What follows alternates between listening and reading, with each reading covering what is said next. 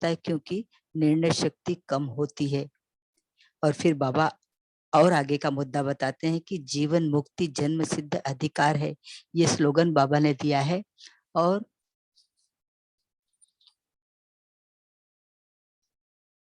बाबा एक अंत में एक और वाक्य आप कहना चाहते हैं, स्पेशल ध्यान खिंचवा रहे हैं बाबा कि जीवन में रहते हुए देह और देह के संबंध और पुराने दुनिया के आकर्षण से मुक्त हो, इसी को जीवन मुक्त अवस्था कहा जाता है।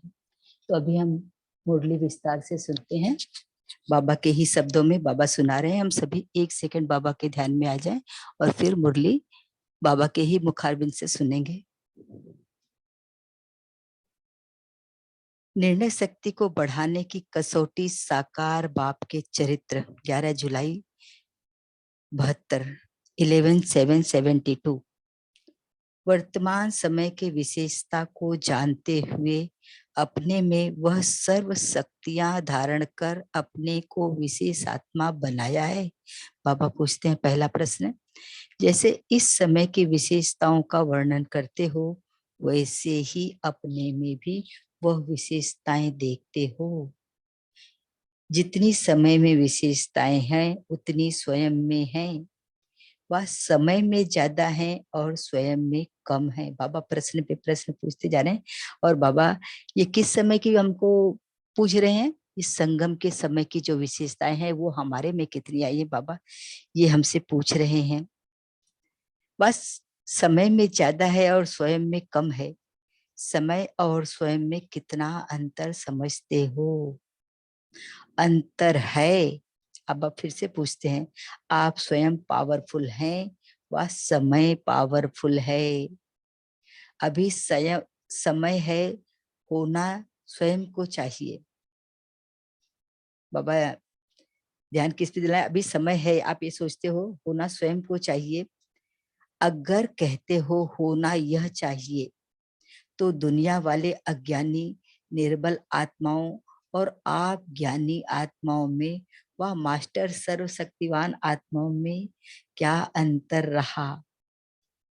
ऐसा होना चाहिए, यह होना चाहिए, यह तो वह लोग भी कहते हैं, आप भी कहते हो कि होना चाहिए। तो अंतर क्या हुआ? बाबा अज्ञानी और ज्ञानी, कि आप ज्ञानी बच्चे हो जिनको मैं इतना रोज पढ़ाता हूँ, और वो दुनिया वाले लोग, वो अज्ञानी लोग, वो भी चाहिए चाहिए कहते हो और आप भी चाहिए चाहिए कहते हो। तो आप में और उनमें क्या फर्क हुआ? ज्ञानी और अज्ञानी में यही अंतर है। बाबा कहते हैं कि जो लोग कहते हैं चाहिए चाहिए, ज्ञानी लोग चाहिए नहीं कहते। तो क्या कहते हैं? जो होना चाहिए वह करके दिखाते हैं। बाबा अपने बच्चों को की विशेषता शुरू करते हैं। उन्हों का होता है कहना और ज्ञानियों का होता है करना। यही अंतर है। वह सिर्फ कहते हैं, आप करते हो। अगर अब भी आप कहते हो कि यह होना चाहिए तो अंतर क्या हुआ? बाबा हमें कहते हैं कि आप सिर्फ ये नहीं कहो कि होना चाहिए होना चाहिए, आपको बनना है, आप करके दिखाओ। अपने आप से पूछो कि समय की क्या क्या विशेषताएं हैं और उन विशेषताओं में से मेरे में क्या क्या विशेषता कम है। अपने आप को जांचना है। अगर कोई एक भी विशेषता कम हुई तो क्या विशेष आत्माओं में आ सकेंगे? नहीं आ सकेंगे ना। इस समय की विशेषताओं को निकालो तो अनेकानेक विशेषताएं दिखाई देंगी। संगम के समय की बहुत सारी विशेषताएं बाबा कहते कभी निकल सकती हैं। उनमें से इस समय की श्रेष्ठ विशेषता कौन सी है? संगम का समय चल रहा है ना, श्रेष्ठ बनने का समय तो है, लेकिन समय की श्रेष्ठता क्या है जो और कोई समय की नहीं हो सकती? तो अभी ध्यान से सभी सुनेंगे। बाबा संगम के समय की विशेषताएं हमें बता रहे हैं। इस संगम की विशेषता यह है कि संगम युग का हर सेकंड मधुर मेला है। मीन्स सब लोगों के आपस के संबंध बहुत ही मीठे हैं। ये मधुर मेले की तरह से है, जिस मेले में आत्माओं का बाप से मिलन होता है। यह विशेषता और कोई युग में नहीं है। इस संगम के समय पर ही वो हमारा पिता शिव बाबा हमसे मिलने के लिए आता है, और किसी भी युग में वो नहीं आता।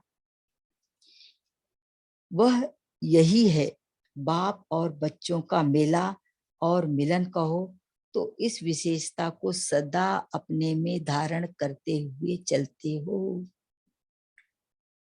जैसे संगम का हर सेकंड का मेला है, वैसे हर सेकंड अपने आप को बाप के साथ मिलन मनाने का अनुभव करते हो।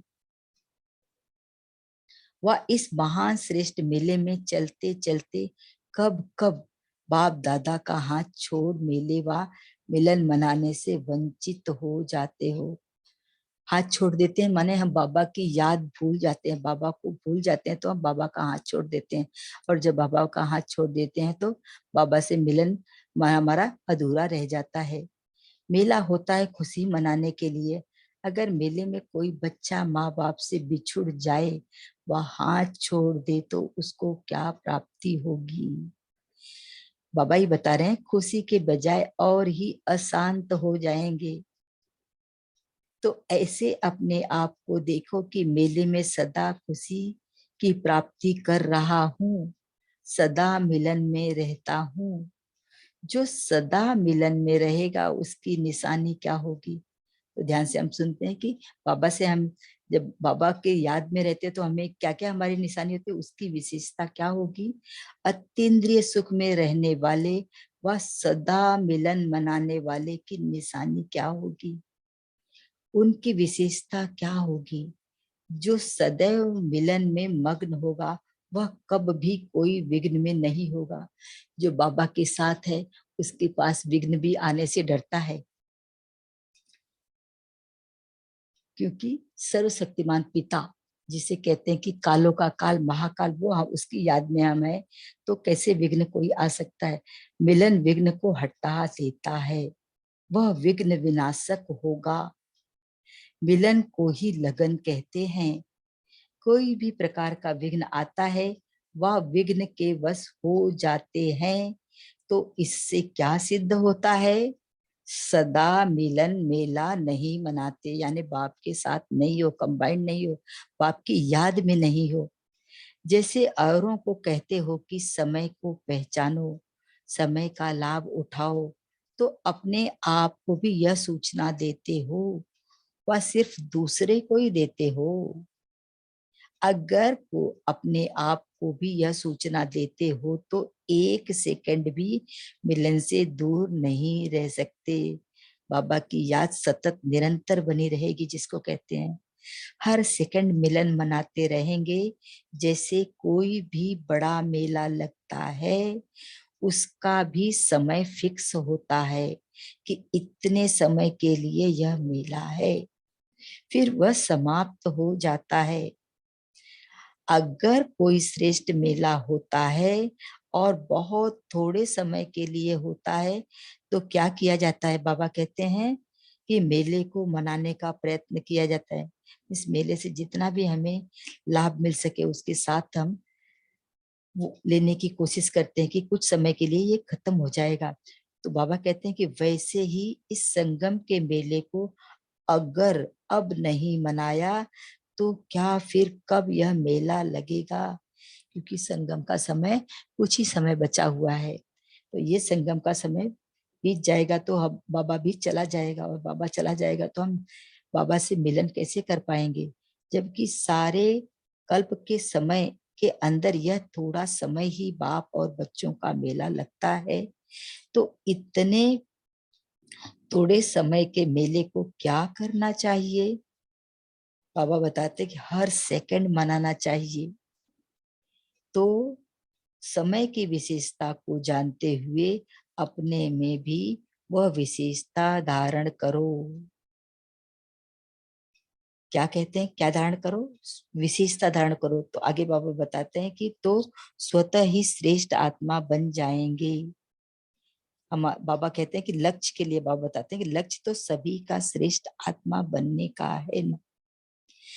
तो लक्ष्य श्रेष्ठ बनने का होते हुए भी पुरुषार्थ साधारण क्यों चलता है? लक्ष्य श्रेष्ठ है तो फिर लक्षण साधारण आत्मा का क्यों, बाबा पूछते हैं। बाबा कारण भी इसका बताते हैं। इसका मूल कारण क्या है, लक्ष्य को ही भूल जाते हैं कि हमारा लक्ष्य क्या है, बाबा के साथ रहना, बाबा की याद में रहना, निरंतर बाबा के कंबाइंड रहना, और हम इसको ही भूल जाते हैं। तो लक्ष्य रखने वाले फिर लक्ष्य को भूल जाते, कोई भी विघ्न का निवारण करने की शक्ति कम क्यों है, इसका कारण क्या, निवारण क्यों नहीं कर पाते हो। निवारण न करने के कारण ही जो लक्ष्य रखा है इसको पा नहीं सकते हो, क्योंकि हम समस्या को हल ही नहीं कर पाते तो हम लक्ष्य के पास कैसे पहुंच सकेंगे। तो निवारण करने की शक्ति कम क्यों होती है, श्रीमत पर चलने वाले का तो जैसा लक्ष्य वैसा लक्षण होंगे। अगर लक्ष्य श्रेष्ठ है और लक्षण साधारण है तो इसका कारण, क्योंकि विघ्नों को निवारण नहीं कर पाते हो। तो निवारण न करने का कारण क्या है, किस शक्ति की कमी है, क्यों आप समस्या से पार नहीं हो पाते हो, क्यों उसका हल नहीं कर पाते हो। बाबा कहते हैं कि निर्णय शक्ति यह ठीक है। तो जब तक निर्णय नहीं कर पाते तब तक निवारण भी नहीं कर पाते। समस्या से जब हम निर्णय कर लेते हैं कि हाँ हमें इस रास्ते पर चलना है, तो हम विघ्न से पार हो जाते हैं और अपने लक्ष्य को पहुंच पाते हैं। अगर निर्णय कर लो तो निवारण भी कर लो, लेकिन निर्णय करने में कमी रह जाती है। और निर्णय क्यों नहीं कर पाते हो, बाबा आगे बताते हैं, क्योंकि निर्विकल्प नहीं हो पाते हो। मर्च मन में कुछ ना कुछ संकल्प दूसरे चलते रहते हैं।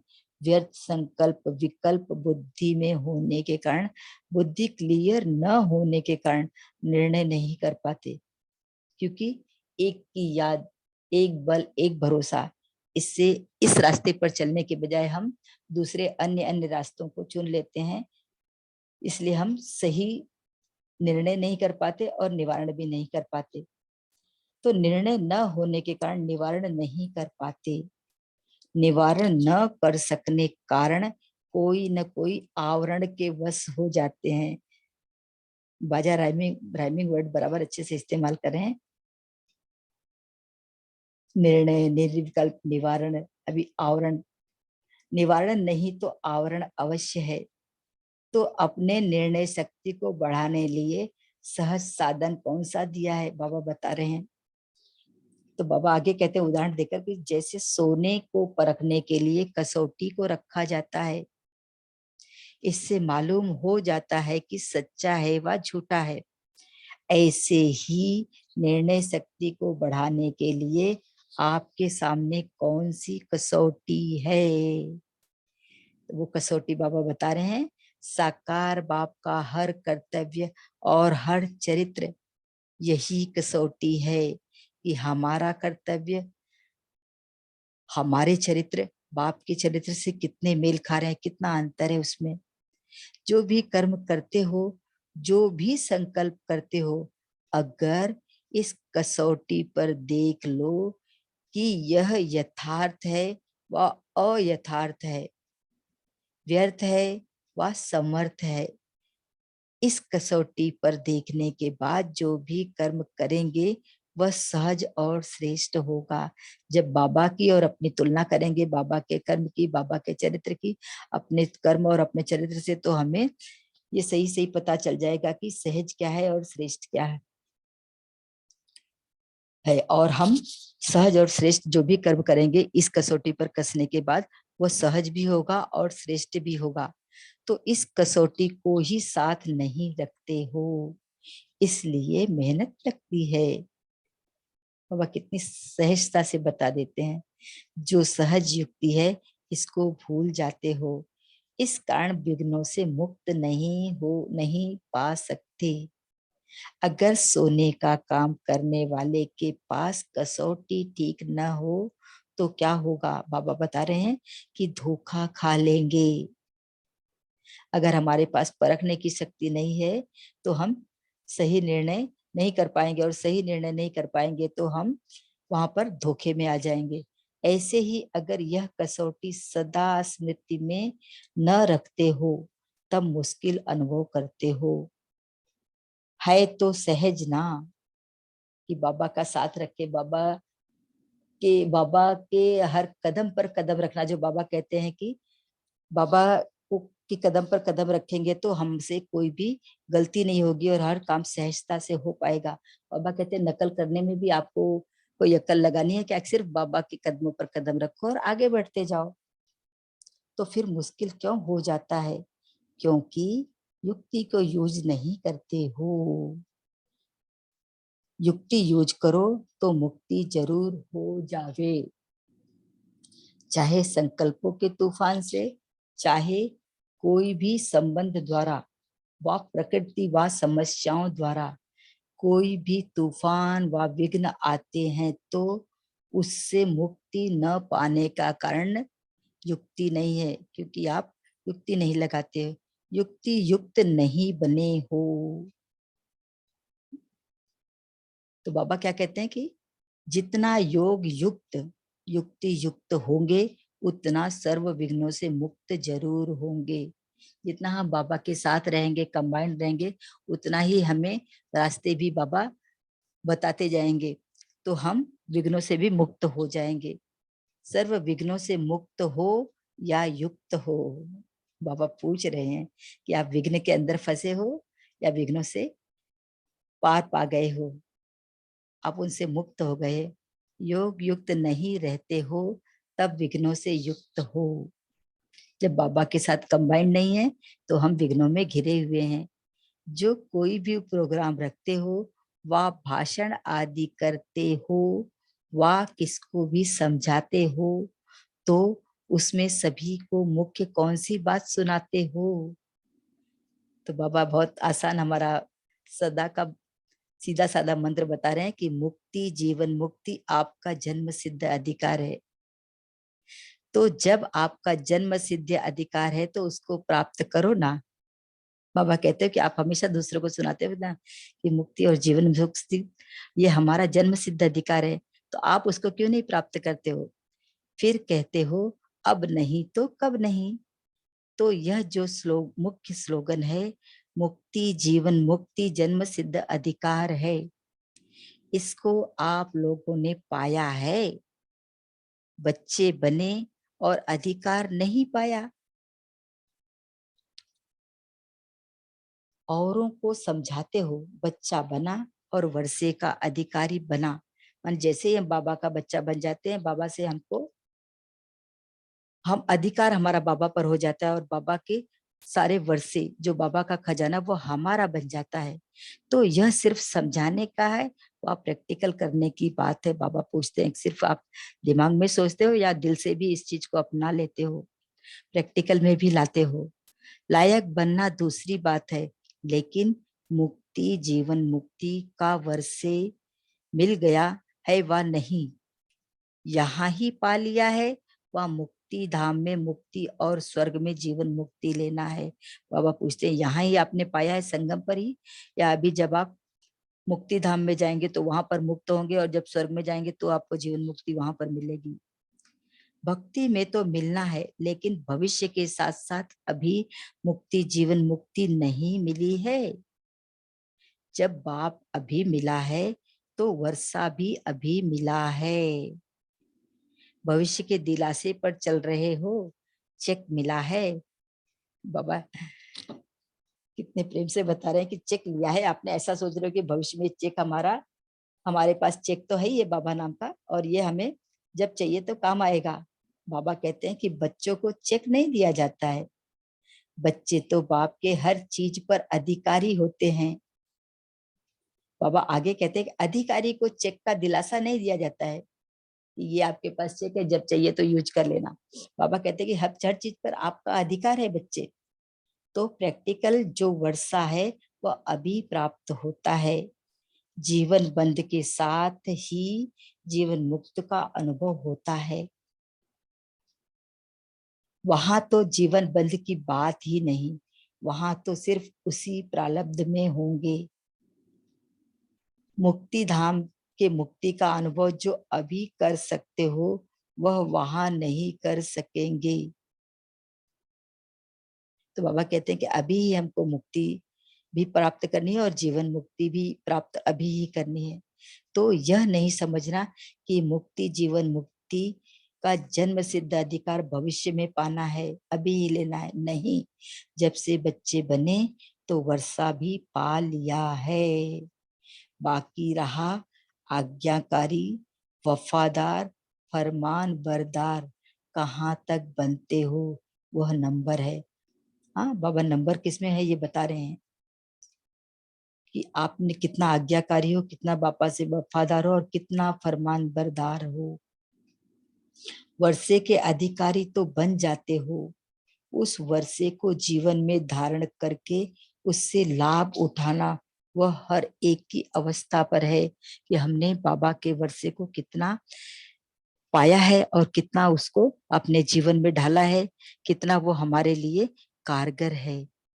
वर्षा देने में बाप कोई अंतर नहीं करता है, लायक और नालायक बनने पर अंतर हो जाता है। कितना बाबा के लगे बच्चे हैं और कितना सगे बच्चे हैं, इसमें ही बाबा कहते हैं कि इसमें ही लायक और नालायक बनते हैं और अंतर आ जाता है। इसलिए कहा कि जन्म सिद्ध अधिकार अपने आप में सदा प्राप्ति करते हो। सदा मुक्त रहना चाहिए ना, देह से, देह के संबंध से भी मुक्त और पुरानी दुनिया के स्मृति से भी मुक्त। हाँ, तो बाबा मुक्ति पाने के लिए क्या है, कह रहे हैं कि देह से भी अपने मुक्त हो जाना चाहिए, देह से जो संबंध हमारे बने हुए हैं उनसे भी मुक्त है, और पुरानी दुनिया जो अभी संगम के पहले हम जिस दुनिया में रहते थे उससे की दुनिया की स्मृति से भी मुक्त हो। तो बाबा कहते हैं कि मुक्त नहीं बने हो, मुक्ति की अवस्था का अनुभव अगर करते हो तो मुक्त होने बाद जीवन मुक्ति का अनुभव ऑटोमेटिकली हो जाता है। तो क्योंकि जीवन में तो हो ना, शरीरधारी हो ना, जीवन में रहते हुए भी देह और देह के संबंध और पुरानी दुनिया के आकर्षण से मुक्त हो, इसको ही जीवन मुक्त अवस्था कहा जाता है। तो मुक्ति जीवन मुक्ति का अनुभव अभी करना है, न कि भविष्य में। भविष्य में तो यहाँ की प्राप्ति की प्रारब्ध मिलती है, जो हमने पुरुषार्थ किया है वो प्राप्ति वहां पर हमें मिलेगी, लेकिन प्राप्ति का अनुभव अभी होता है। भविष्य में तो अंडरस्टूड है, वह है श्रेष्ठ कर्मों की प्रारब्ध जो हम भविष्य में पाएंगे, लेकिन श्रेष्ठ कर्म तो अभी होते हैं ना, तो प्राप्ति का भी अनुभव अभी होगा ना। भविष्य के दिलासे पर सिर्फ न रहना कि भविष्य में मिलेगा, भविष्य में हम मुक्ति और जीवन मुक्ति पा लेंगे, चेक रख कर अपनी चेकिंग में रह जाओ, ऐसे नहीं करना। अपने आप को देखो कि बाप द्वारा जो वर्षा मिला है इसको कहाँ तक प्राप्त कर चल रहे हैं। बाप ने तो दे दिया, अधिकारी का अधिकार कोई छीन नहीं सकता। तो हम अधिकारी हैं, इस नशे में निश्चय में रहो। तो सिर्फ यह देखो कि मिले हुए वर्षे को कहाँ व्यर्थ गंवा तो नहीं देते हो। आगे बाबा बता रहे हैं कि ऐसे कई बच्चे होते हैं जिनको मिलता बहुत है लेकिन गंवाते भी बहुत हैं, और गंवाने के कारण क्या होता है कि मिलते हुए भिखारी रह जाते हैं, वो संभाल नहीं पाते, जमा नहीं कर पाते, इसलिए कंगाल हो जाते हैं। अधिकारी होते भी अधीन बन जाते हैं। जब अधिकार न होगा तो जरूर अधीनता होगी। विघ्नों के अधीन हो जाते हो ना, क्योंकि अधिकार को नहीं पाया है। तो बाबा कहते हैं कि अगर सदा अधिकारी बनकर चलो तो कोई भी विघ्न के अधिकारी हो नहीं सकते। इस प्रकृति के अधीन नहीं बनना है जैसे बाप प्रकृति को अधीन कर आता है, अधीन नहीं होता है। बाप परम धाम से 1 सेकंड में हमारे पास आ जाता है। बाबा हमें रोज अपना लव लेटर 4 पेज की मुरली सुनाने के लिए।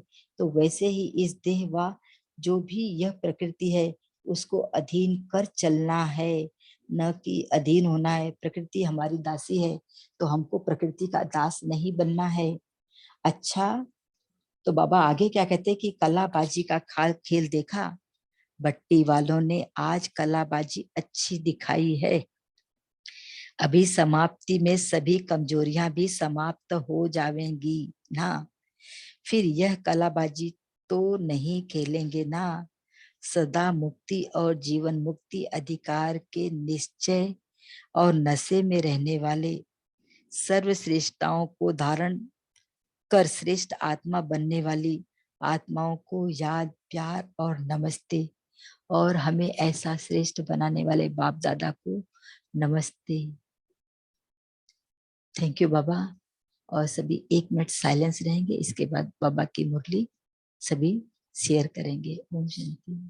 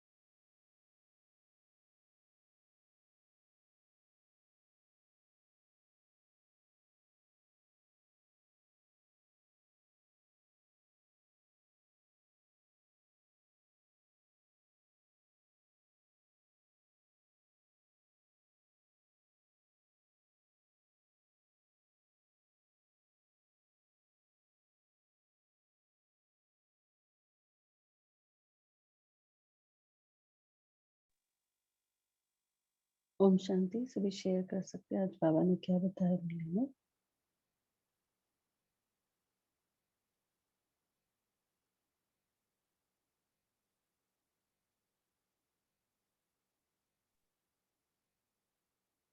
बाबा ने आज साकार मुरली की जो है साकार बाबा को फॉलो करने के लिए बोला है, क्योंकि हमने देखा है कई बार कि ब्रह्मा बाबा कई बार बाबा के मुरली में आते हैं ना कि ब्रह्मा बाबा को फॉलो करो फॉलो करो। तो आज साकार बाबा के चरित्र कैसे हमें बढ़ाने हैं, क्योंकि निर्णय शक्ति हाँ या ना हम कभी कभी होते हैं ना कि ये करो वो करो क्या करो। तो बाबा ने सीधा कहा कि कॉपी पेस्ट करो ब्रह्मा बाबा को। आज की मुरली का बहुत अच्छा पॉइंट है कि साकार बाबा को फॉलो करना। जितना फॉलो करेंगे उतना हमारा शक्ति भी बढ़ेगी। ठीक है, ओम शांति।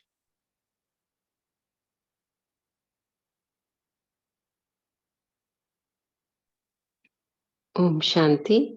आज प्यारे बाबा ने कहा कि जैसे हमारा लक्ष्य है श्रेष्ठ आत्मा बनना, तो जब लक्ष्य श्रेष्ठ है तो लक्षण साधारण क्यों है, पुरुषार्थ साधारण क्यों होता है? क्योंकि हर सेकंड और सदा मिलन में मगन नहीं रहते, और मिलन में मगन नहीं रहते जब, तो फिर क्या होता है, विघन आता है और विघन के वश हो जाते हैं। फिर जो विघन विनाशक बनना चाहिए और मिलन की लगन होना चाहिए, विघन हटा दें, वो सब शक्ति नहीं रहती। तो इसलिए बाबा ने कहा कि कोई भी विघन आए, सबसे पहले तो सदा बाबा को साथ रखो, बाप दादा को अपने साथ रखो। जैसे क्योंकि ये संगम युग है, जैसे औरों को कहते हैं ना कि समय को पहचानो, समय का लाभ उठाओ, लेकिन ये जब सूचना देते हो बाबा कह रहे हैं कि ये अपने आप को भी सूचना देते हो, वह सिर्फ दूसरे को देते हो, क्योंकि ये श्रेष्ठ समय है। तो इस हर सेकंड मिलन मनाते रहो। मिलन में रहेंगे तभी निर्णय शक्ति भी आएगी, क्योंकि जब मिलन में नहीं रहते हैं तो व्यर्थ संकल्प, विकल्प, बुद्धि क्लियर नहीं रहती है, जिससे निवारण नहीं कर पाते हैं। और ये जो व्यर्थ का आवरण होता है, तो इस वजह से हमारी बुद्धि शक्तिशाली नहीं होती है। तो बाबा कहते हैं विघ्न का निवारण करने की शक्ति इसीलिए कम हो जाती है कि हम बाबा को अपने साथ नहीं रखते। ओम शांति।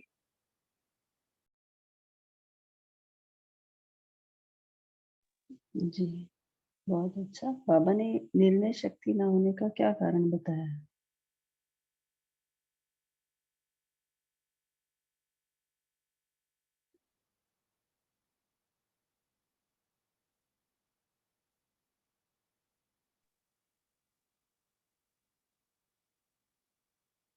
ओम शांति। यहाँ बाबा ने बताया है कि हम ना निर्विकल्प नहीं होते, मल्टी ऑप्शंस, व्यर्थ संकल्प और विकल्प बुद्धि होने के कारण, बुद्धि क्लियर ना होने के कारण निर्णय नहीं कर पाते। कहते हैं साफ दिल मुराद हासिल। जब बिल्कुल सफाई हो कि there is no other option, तब जो है हमारे हम निर्णय कर पाते हैं। और निर्णय कर पाते हैं तो किसी तरीके की कोई विघ्न या कुछ भी हमारे सामने नहीं आते हैं। इसके लिए बाबा ने हमें एक युक्ति भी बताई है कि कसौटी रखनी है। साकार बाप का हर कर्तव्य, हर चरित्र यही कसौटी है। ओम शांति।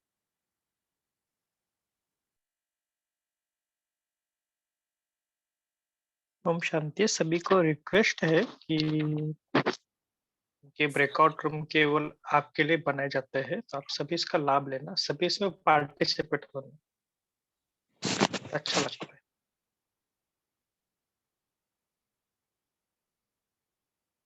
जी बोलिए सभी, बोलिए, एक एक जन अपना माइक अनम्यूट करके बोलना।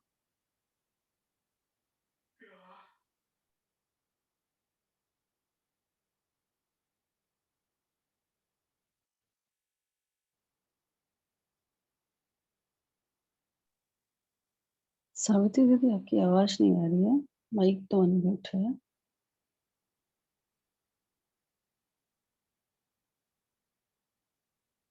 कोई और भी बोल सकता है। आज बाबा ने क्या बताया, बाबा के क्या महावाक्य थे? बाबा ने मुक्ति, जीवन मुक्ति को एक्सप्लेन किया। कोई इसके बारे में बोलना चाहेगा?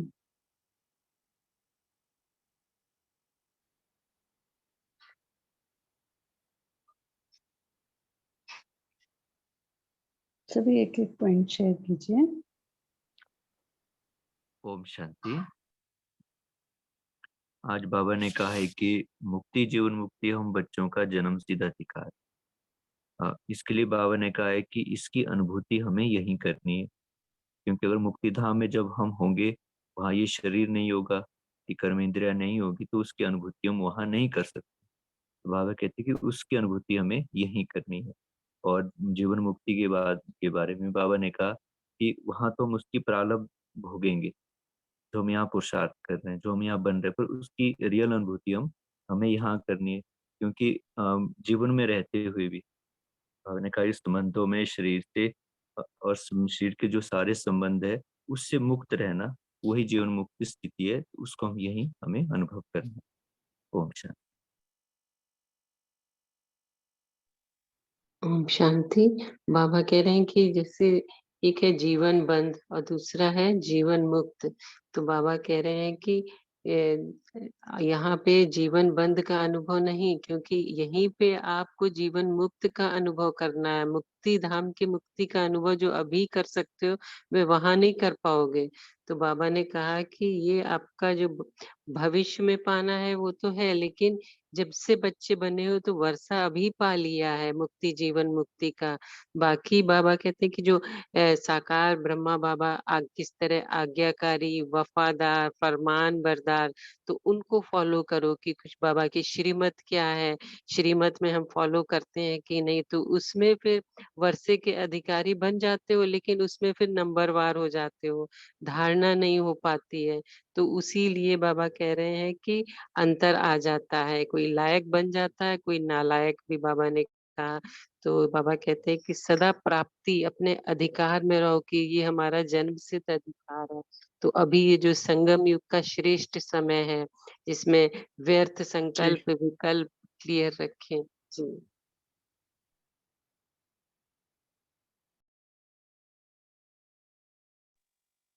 कोई और शेयर करेगा?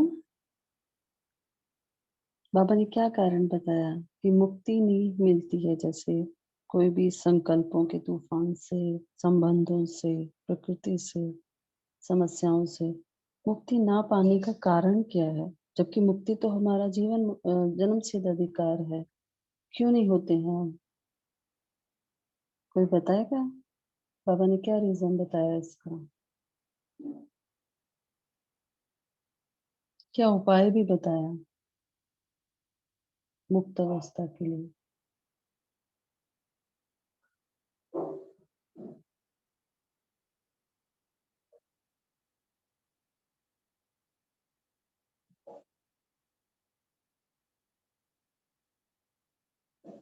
बाबा ने कहा कि मुक्ति ना पाने का कारण क्या है? युक्ति नहीं है। अगर युक्ति युक्त नहीं होंगे तो फिर मुक्ति भी नहीं होगी। और युक्ति युक्त बनने के लिए बाबा ने क्या बताया?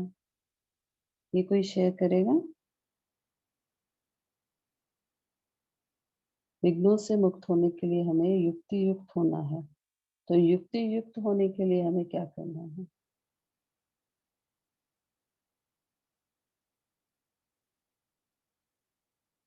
क्या उपाय बताया बाबा ने हम सब के लिए? जितना योग युक्त होंगे, युक्ति युक्त होंगे, उतना सर्व विघ्नों से मुक्त जरूर होंगे। फिर आगे बाबा ने इसके लिए भी कहा कि अब नहीं तो कब नहीं।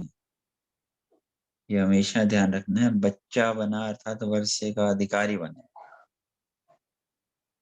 मुक्ति धाम में मुक्ति और स्वर्ग में जिन मुक्ति लेना है, लेकिन अब बाप मिला है तो वर्षा भी अब मिला है। तो भविष्य का होता है ना चेक, एक होता है चेक, एक है कैश। बाबा से cash means immediately you can use it. बच्चे तो बाप के हर चीज के अधिकारी हैं। प्रैक्टिकल में जो वर्षा है अभी प्राप्त करना है। लग रहा है आपको अभी हमें वर्षा मिल रहा है? ओम शांति। Thank you. जी, बहुत अच्छा। तो भाई जी ने बताया कि बाबा ने हमें इसका क्या हमें उपाय बताया था। अच्छा, अधीनता के लिए बाबा ने क्या बताया? कैसे हम अधिकारी बनकर चले? कोई इसके बारे में बताएगा? या मुरली का कोई और पॉइंट किसी को बहुत अच्छा लगा हो तो वो शेयर कर सकते हैं।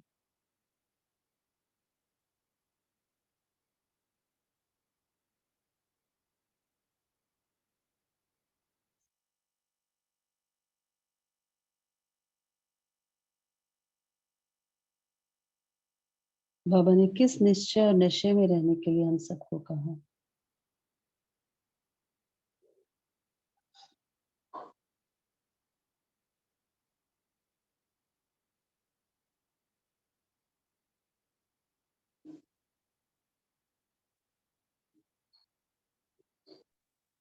ओम शांति जी, मैं शेयर करूं? हाँ जी, कर सकते। ओम शांति। आज बाबा ने हमें कहा है कि जो अधिकारी का अधिकार जो होता है कोई छीन नहीं सकता है। बाबा ने कहा है कि बच्चे बने हैं तो बच्चा मतलब अधिकारी है। तो ये बाबा ने हमें ये कहा है कि अ, कई बच्चे ऐसे होते हैं जिनको मिलता बहुत है लेकिन गवाते भी बहुत हैं। इसके ऊपर हमें बाबा ने कहा है कि बहुत अटेंशन देना है। जो हमारी लीकेज है, कहाँ से हमारा व्यर्थ जा रहा है, जो हमारा जमा है वो उतना नहीं हो पा रहा है, तो उसके ऊपर हमने ध्यान देना। और बाबा ने साथ में कहा है अगर अधिकारी बनकर चलो तो कोई भी विघ्न से अधीनम नहीं हो सकता। ओम शांति।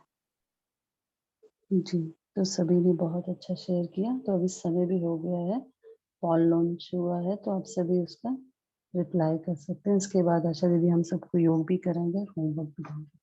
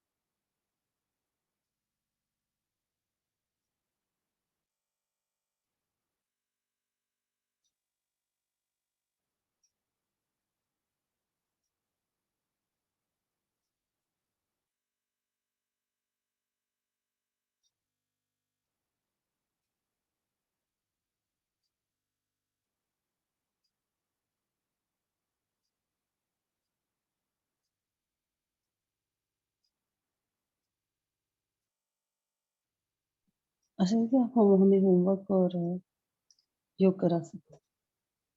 जी सिस्टर।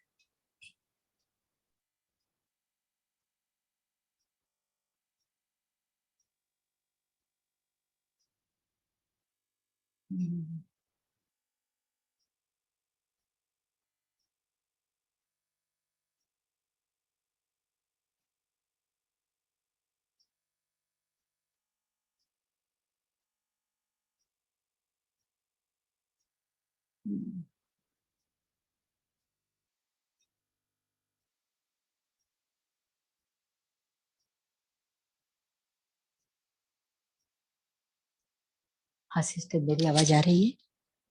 हाँ जी, बोल सकते हैं। आज पापा ने बाबा की याद के लिए कहा है, तो जितना हम संगम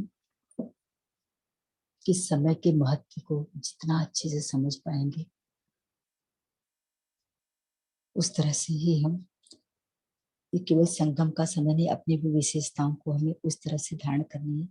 तो बाबा ने कहा है कि जो कि हम प्रतिदिन जो भी कार्य करते हैं, इसमें हमें ध्यान रखना है कि जो भी हम कार्य कर रहे हैं वो बाबा के कर्तव्य और बाबा के चरित्र से मेल खा रहा है क्या। आज के दिन हम यही अभ्यास लेंगे कि हम दिन भर में जो भी कार्य कर रहे हैं वो बाबा के कर्तव्य और बाबा के चरित्र से वो मेल खा रहा है, या उसमें और हमारे में क्या अंतर है। तो जो भी अंतर आ रहा है, उस अंतर को आज कम करना है, उसको खत्म करने की कोशिश करना है, और बाबा के कदमों पर कदम रखते हुए हर कार्य को आज करने की कोशिश करनी है। तो ये हमारा एक ये होमवर्क होगा, और आज हम दिन भर बाबा की याद में रहेंगे और बाबा के साथ रहेंगे। यही एक होमवर्क आज का है। और तो होमवर्क बहुत है, पर आज बाबा की कदमों पे कदम रखना है और बाबा के कार्यों पर, बाबा के चरित्र के अनुसार अपने चरित्र को बनाए रखना, ये कार्य करेंगे। अभी हम योग करते हैं। सभी एक सेकंड अपने ब्रह्मपुरी सिंहासन पर विराजमान हो जाएं, और हम आज चलते हैं मधुबन बाबा के कमरे में।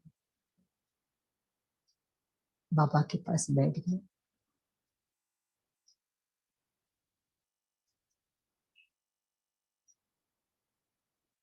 बाबा से शक्तियां ले रही, और बाबा के चरित्र को धीरे धीरे रिमाइंड करते हैं।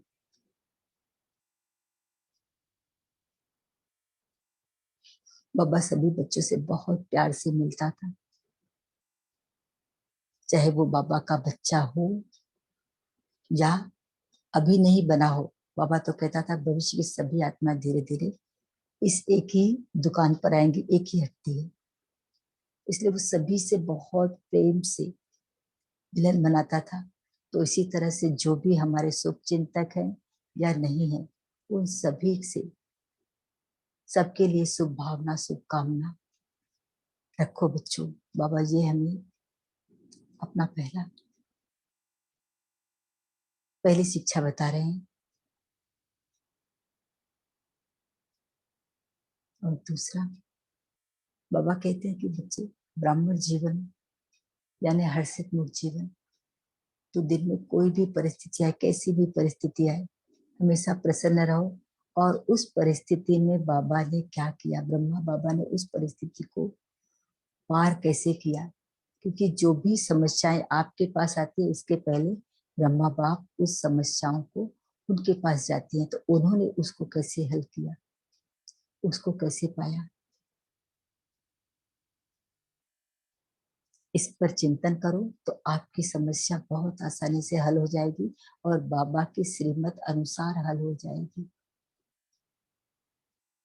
तो इसकी शक्तियां भी हम बाबा से लेते हैं और बाबा से बहुत प्रेम से मिलन मनाते हुए पुनः अपने सांसारिक होम, अपने वृक्ष सिंहासन पर आ जाते हैं।